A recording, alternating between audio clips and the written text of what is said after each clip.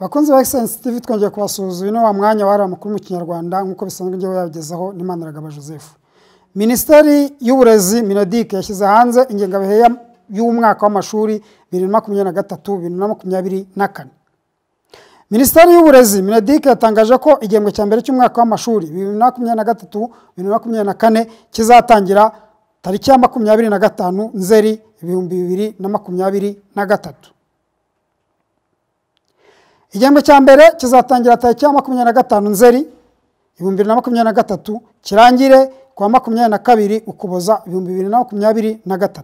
Kizaba gifite ibyumweru 13 ari nacyo kirekire. Igihembwe cya kabiri kizatangira kwa 8 Mutarama 2024 kirangire kwa 29 Werurwe 2024.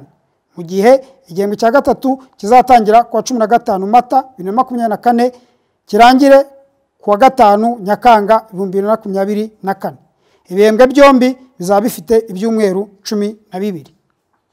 Ibizamini bya leta by'amashuri abanza bizatangira kwa 8 geze kwa 10 Nyakanga 2024, mu gihe igiciro rusange no gusoza ayisumbuye bizatangira kwa 24 Nyakanga birangire kwa 3 Mutarama 2024.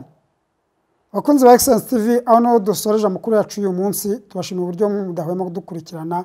Murakoze nakagaruka. Ciao ciao.